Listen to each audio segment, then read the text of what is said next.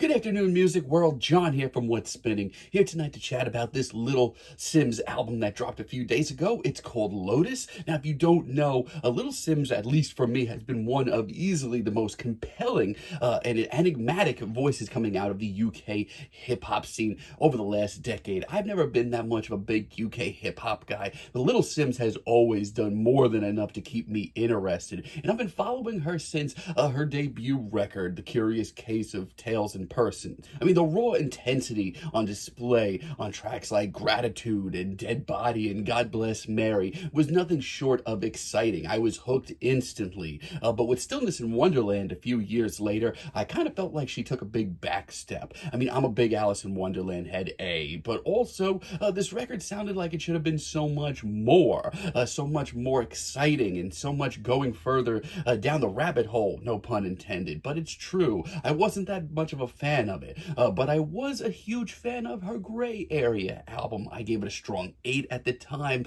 God, the charismatic performances, the jazzy beats, the swagger. This thing was nearly perfect. Now, the Sometimes I Might Be Introvert record, initially I thought it was a slight backstep, especially with the interludes that go nowhere and just how bloated this thing feels at times. But it's just so stylish and classy, and honestly, just another home run for her at the end of the day. Now, the last time we heard from her was with the surprise No Thank You record, and I was kind of middle of the road on it. I just wasn't that excited about it. It certainly had great moments, but overall, I was ready for Little Simz's next big project, her big picture project, which we get here on Lotus. And right out the gates, Little Simz does a great job of setting the tone with the track Thief. This one is hyped, it's got a jazzy beat, it's got a hushed performance, but it's super energetic as well. It's full of drama and swagger and sets the tone perfectly, as does Flood. This one shows her teaming up with Obanjayar and Moonchild Sinelli, and it is a dark,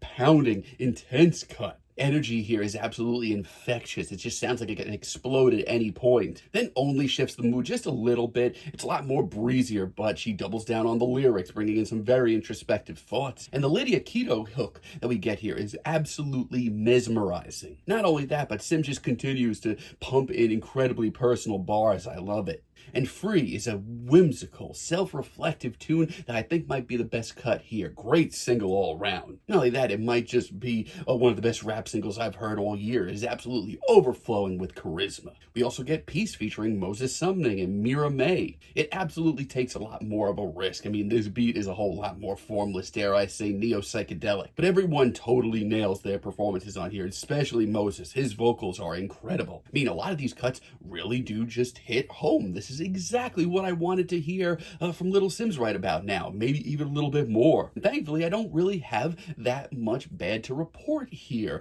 The Young single, however, is just not for me still. I've seen a lot of mixed reviews on it. It's just not for me. I mean, I get that Simz is having some fun, and it's great to see her cut loose like this. But the goofball riff and the tongue-in-cheek lyrics just don't do it for me. Hollow is just also a little bit too stripped down for me, a little bit too bare bones. And because of that, things never really get rolling and things just come off underwhelming. And Blood, I really want to love this cut. I mean, lyrically, it is the most cutting and, dare I say, most personal and intense track here. But the beat doesn't really hold up here. And Wretch 32 and Cash don't really bring the same intensity and just swagger that Little Simz does. Yeah, but outside of that, this album is just Little Simz reclaiming her throne at the freaking top. I mean, get a load of Lion. The funk absolutely runs wild on this track, and Obanjayar's feature once again is surprisingly slick. It adds for a fresh jolt of electricity to this record, even though I wasn't bored or anything. Enough keeps that jazzy vibe going strong. Simz here just sounds fired up and delivers one of the most electric verses on this entire record. And Lotus, the near 7-minute epic title track to this record,